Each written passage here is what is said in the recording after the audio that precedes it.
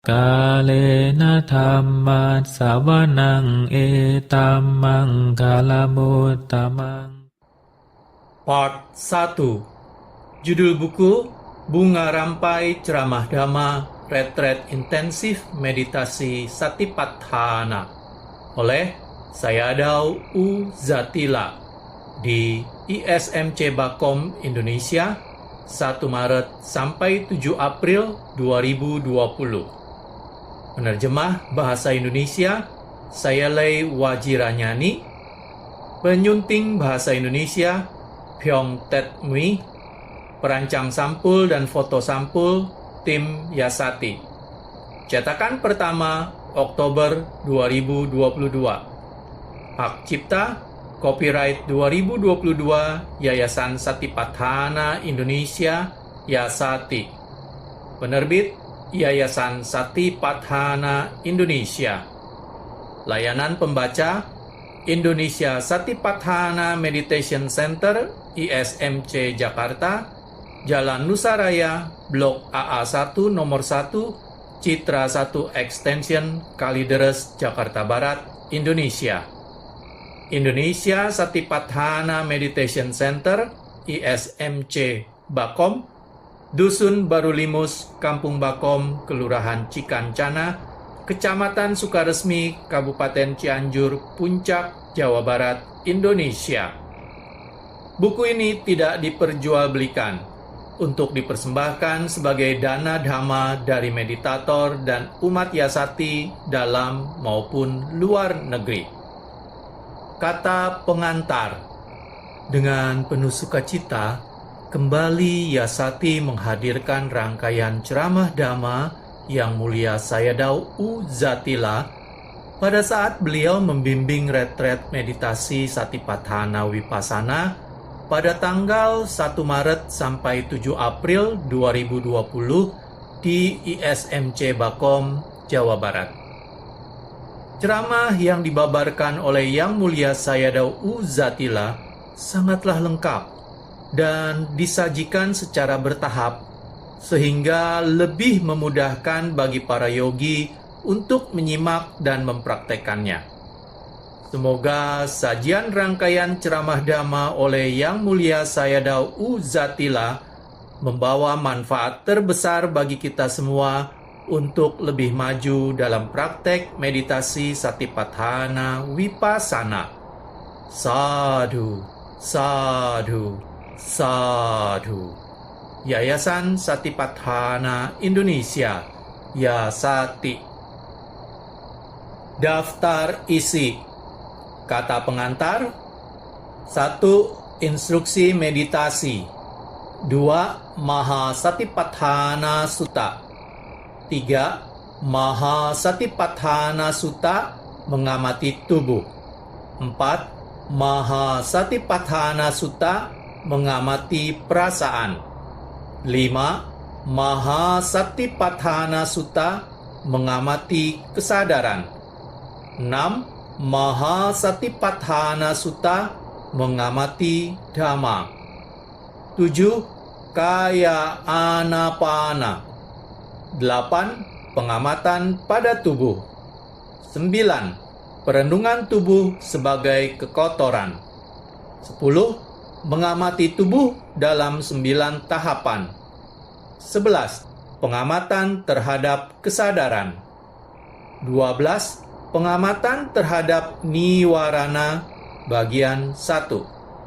13. Pengamatan terhadap niwarana bagian 2. 14. Mengambil 5 kanda sebagai objek.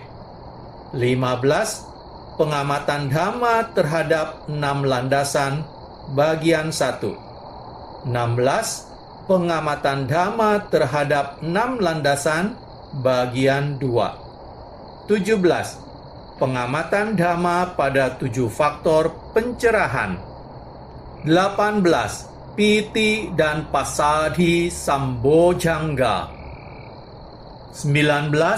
7 faktor pencerahan. 20. Pengamatan pada 4 kebenaran mulia. 21. Tanha. 22. Faktor pembebasan penderitaan. 23. Jalan mulia beruas 8. 24. Perhatian murni. 25. Bagaimana cara agar meditasi mengalami kemajuan. 26. Wirya. 27. Panya. 28. 5 faktor penting dalam praktek meditasi, dalam kurung, kesehatan dan kejujuran. 29. Patama Marana Sati Sutta. 30. Wanapatha Sutta. 31. 3 Kappa. Riwayat hidup Sayadaw U Zatila. Baiklah, kita mulai dari nomor 1, instruksi meditasi. Hari ini adalah hari pertama dari 38 hari retret meditasi intensif di Center di Hutan, dalam kurung ISMC Bakom. Pada kesempatan ini, Sayadaw akan memberikan instruksi meditasi tentang bagaimana cara mempraktekkan meditasi. Jika Anda memahami dengan jelas bagaimana cara mempraktekkan meditasi ini, maka praktek Anda akan mendapatkan kemajuan. Praktek meditasi ini bisa dikatakan sebagai mudah ataupun sulit. Tetapi ketika Buddha mengajarkan Dhamma, beliau tidak pernah mengatakan bahwa meditasi ini adalah sulit. Meditasi ini adalah sesuatu yang mudah. Semuanya ini sesungguhnya tergantung pada Anda masing-masing pribadi. Tergantung pada pengetahuan Anda masing-masing. Pada saat Buddha mengajarkan Dhamma, Buddha sama sekali tidak menyebutkan bahwa meditasi ini mudah ataupun sulit. Karena semua ini tergantung pada pemahaman dan pengetahuan Anda. Mudah ataupun sulit, terlebih dahulu, kita harus memberikan definisi atau batasan tentang dua kata ini. Apakah mudah atau apakah sulit? Pada umumnya, orang menganggap mudah itu sebagai sesuatu yang menyenangkan atau mengenakan. Sesungguhnya tidaklah seperti itu. Jika kita menganggap mudah ataupun sulit dalam melakukan meditasi, kita kemudian mempunyai anggapan bahwa kalau meditasi itu mudah, kita tidak akan melihat penderitaan, tidak akan melihat rasa sakit, tidak akan melihat pikiran yang mengembara ataupun berpikir. Jadi, sesungguhnya yang dimaksudkan dengan mudah dalam meditasi ini bukanlah tidak melihat pikiran yang mengembara, pikiran yang berpikir, rasa mengantuk, rasa sakit. Yang dimaksudkan dengan mudah di sini adalah jika Anda mengetahui tujuan dari meditasi itu, yaitu hanya mengamati saja. Ini menjadi mudah. Bukanlah berarti mudah itu tidak ada kesulitan, tidak ada penderitaan. Mudah dalam meditasi ini maksudnya adalah Anda memahami tujuan meditasi itu. Dan ketika Anda bermeditasi, Anda menerima keadaan itu. Anda mengamatinya. Kemudian, Anda menerima untuk mengamati dan tidak melakukan penolakan. Sehingga meditasi tadi menjadi mudah. Sekali lagi, mudah bukan berarti tidak ada rasa sakit ataupun kesulitan. Yang dimaksudkan dengan mudah di sini adalah penerimaan kita. Kita tahu tujuan bermeditasi, dan kita tahu bahwa dalam meditasi ini kita tidak dapat melakukan pemilihan. Kita harus menerima dan kemudian harus melakukan pengamatan. Ketika Anda mengamati, Anda harus berlaku sebagai pengamat saja. Kemudian untuk sulit ini, seperti juga ketika Anda melakukan hal lain, Ketika Anda tidak mengetahui tujuannya, kemudian Anda tidak menerima keadaan itu, Anda melakukan penolakan. Anda selalu mengeluh. Anda selalu mempertanyakan ini dan itu. Ketika Anda selalu mengeluh, menolak, bertanya-tanya, maka pada saat itu Anda sama sekali tidak melakukan praktek meditasi. Jika demikian, bagaimana Anda bisa mendapatkan konsentrasi dan mendapatkan perhatian murni? Maka meditasi Anda menjadi sulit. Pada saat Anda melakukan meditasi duduk, meditasi jalan, ataupun dalam kegiatan sehari-hari Anda. Ketika melakukan meditasi duduk, Anda duduk dalam waktu yang lama sekali. Anda tidak bisa mendapatkan konsentrasi dan perhatian murni. Maka pada saat itu, Anda tidak akan bisa mendapatkan kemajuan dalam meditasi. Ini terjadi karena Anda melakukan banyak penolakan, kemudian banyak melakukan keluh kesah. Anda selalu melawan dan selalu bertanya-tanya. Ketika Anda selalu melakukan hal itu, maka Anda tidak akan bisa mendapatkan konsentrasi maupun perhatian murni. Melakukan meditasi duduk selama 1 jam pun menjadi sangat sulit. Dalam praktek 1 hari pun, Anda kemudian sudah merasakan kejenuhan. Anda tidak bisa mempraktekkan meditasi duduk, meditasi jalan, ataupun meditasi kegiatan sehari-hari. Anda tidak bisa mendapatkan konsentrasi, tidak bisa mendapatkan perhatian murni. Meditasi menjadi sangat menyulitkan bagi Anda. Meditasi diterima sebagai mudah adalah ketika Anda mengetahui objek itu dan tidak melakukan penolakan, dan Anda mengetahui tujuan meditasi. Jika Anda tidak tahu, kemudian Anda menolak, dan Anda tidak tahu tujuannya, maka meditasi Anda ini menjadi sesuatu yang sulit. Konsentrasi dan perhatian murni Anda tidak akan memperoleh kemajuan. Jadi, sekali lagi dikatakan meditasi sebagai mudah jika Anda tahu tujuan dari praktek ini, yaitu hanya melakukan pengamatan, menerimanya dengan teguh mempraktekannya, tidak melakukan keluh kesah, tidak melakukan perlawanan. Anda selalu memberikan perhatian dari saat ke saat. Anda selalu melakukan pengamatan. Sekali lagi, Anda menerima, mengamati, tidak mengeluh. Kemudian pada saat itu, Anda juga melakukan pengamatan dengan baik. Maka, meditasi Anda di setiap hari akan mendapatkan kemajuan. Anda akan bisa melihat nama dan rupa, batin dan jasmani. Ketika mempraktekkan meditasi vipassana, pertama-tama Anda harus mendapatkan derajat konsentrasi.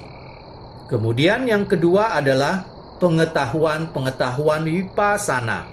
Dan yang ketiga adalah pengetahuan-pengetahuan Arya. Tanpa memperoleh konsentrasi yang memadai, Anda akan mengalami kesulitan untuk mendapatkan pengetahuan-pengetahuan vipassana. Ketika tidak memiliki pengetahuan-pengetahuan vipassana, maka Anda tidak bisa mendapatkan pengetahuan-pengetahuan Arya. Para yogi, pertama-tama haruslah mendapatkan konsentrasi yang baik. Dalam bahasa Pali, disebutkan 3 jenis konsentrasi, yaitu 1. Khanika Samadhi, 2. Upacara Samadhi, 3. Appana Samadhi. Upacara Samadhi dan Appana Samadhi ini berhubungan dengan konsentrasi samatha. Pada saat Anda mempraktekkan samatha, pertama-tama Anda harus mendapatkan upacara samadhi sebelum Anda bisa mencapai appana samadhi. Ketika Anda bisa mendapatkan upacara samadhi, maka pada saat itu Anda akan bisa membebaskan diri dari niwarana atau rintangan batin. Pada saat itu pikiran atau kesadaran Anda menjadi sangat jernih. Sehingga pada saat itu konsentrasi Anda akan menjadi lebih kuat dan lebih kuat. Pada waktu yang tepat Anda akan mendapatkan appana samadhi. Pada saat itu samadhi Anda menjadi lebih kuat lagi. Pikiran Anda akan mampu melekat pada objek. Ini disebut dengan jhana yang pertama, kedua, ketiga, dan keempat. Itu adalah ketika Anda mempraktekkan meditasi samatha. Ketika Anda mempraktekkan meditasi vipassana, Anda akan memulainya dengan mendapatkan konsentrasi khanika, atau diterjemahkan sebagai konsentrasi sesaat. Tetapi, sesungguhnya ini bukanlah konsentrasi yang sesaat, karena samadhi ini bisa berlangsung dari beberapa menit sampai dengan berjam-jam. Ketika Anda mempraktekkan meditasi vipassana, kemampuan untuk mendapatkan khanika samadhi ini adalah sangat penting. Sesungguhnya tujuan dari melakukan meditasi duduk dan meditasi jalan itu adalah untuk mendapatkan konsentrasi dan perhatian murni. Pada waktu Anda melakukan pengamatan terhadap gerakan kembang dan kempisnya perut saat Anda melakukan meditasi duduk dan melakukan meditasi jalan, Anda mengamati gerakan angkat, dorong, letakkan. Maupun pada saat Anda melakukan kegiatan sehari-hari, pada saat itu sesungguhnya Anda sedang melakukan pengamatan. Pada waktu Anda melakukan pengamatan, Anda harus tahu bagaimana cara Anda mendapatkan tingkat konsentrasi. Ketika Anda mengetahui bagaimana cara untuk mencapainya, maka meditasi ini akan menjadi sangat mudah. Anda haruslah bernafas secara normal, secara alami. Anda mengamati gerakan kembang dan kempis ketika nafas Anda masuk dan nafas Anda keluar. Tetapi, Anda janganlah mengamati pada keluar dan masuknya nafas ini. Anda harus melakukan pengamatan terhadap gerakan kembang dan kempisnya perut Anda. Pada saat itu, Anda haruslah cermat. Anda harus sangat berhati-hati di dalam melakukan pengamatan. Kembang, kempis, kembang, kempis. Ketika Anda melakukan pengamatan terhadap gerakan kembang dan kempis ini, jika Anda tahu bagaimana cara melakukan pengamatan ini, yaitu Anda harus melakukan pengamatan tanpa Anda melakukan pengendalian terhadapnya, tanpa melakukan penganalisaan terhadap nafas itu, apakah panjang, pendek, kemudian besar, kecil, maka Anda akan bisa melakukan pengamatan dengan mudah. Anda harus mengetahui hal ini dengan jelas agar bisa mendapatkan konsentrasi dan perhatian murni.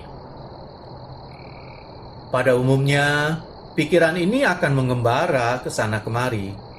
Ketika Anda melakukan meditasi, sesungguhnya Anda sedang melakukan latihan terhadap pikiran Anda untuk melakukan pengamatan terhadap satu objek, misalnya kembang dan kempis. Anda harus melihat gerakan kembang dan kempisnya. Ketika Anda melihat ada pikiran mengembara ataupun berpikir, kemudian merasa mengantuk, merasakan sakit, gatal, itu adalah sesuatu yang biasa, sesuatu yang normal. Ketika Anda melihatnya, hanya lihat. Jika Anda bisa mengamati, Anda bisa mengamatinya. Jika tidak, Anda tetap mengamati gerakan kembang kempis saja. Pada awal praktek meditasi, Anda tidak bisa mengamati objek. Belum bisa mengamati objek dengan baik. Ketika ada objek yang lain, misalnya ketika Anda mengamati satu objek, kemudian Anda tahu bahwa pikiran Anda mengembara. Ketika Anda tahu saja, Anda bisa kembalikan pada gerakan kembang dan kempisnya perut. Di sini yang diperlukan adalah kesabaran Anda. Jika Anda tidak bisa memiliki kesabaran, maka bagaimana Anda bisa mendapatkan konsentrasi? Pada saat Anda tidak bisa memiliki kesabaran, maka Anda tidak akan bisa memiliki konsentrasi. Karena pada saat itu, batin Anda timbul kemarahan, kesedihan, kemudian timbul lagi pikiran bahwa mengapa saya tidak bisa melakukan hal itu? Mengapa saya tidak bisa? Kemudian, mengapa pikiran saya selalu mengembara? Lalu, Anda terus bertanya-tanya. Kemudian Anda menilai bahwa Anda adalah bukan yogi yang baik. Sayadaw mengatakan, Anda tidak perlu berpikir seperti itu. Ketika Anda mengetahui ada pikiran yang mengembara, sadari hal itu. Kemudian, kembalikan pada gerakan kembang dan kempisnya perut. Anda harus melakukannya dengan cermat dan berhati-hati. Pada saat ada kesadaran yang mengembara ataupun ada batin yang berpikir, janganlah Anda merasa bahwa itu hanya terjadi pada diri Anda saja. Tetapi, sesungguhnya semua orang mengalami hal yang sama. Anda hanya cukup tahu saja bahwa ada batin yang mengembara. Lalu, Anda kembali pada gerakan kembang dan kempisnya perut. Anda harus melakukan pengamatan terhadap gerakan kembang dan kempisnya perut ini dengan berhati-hati.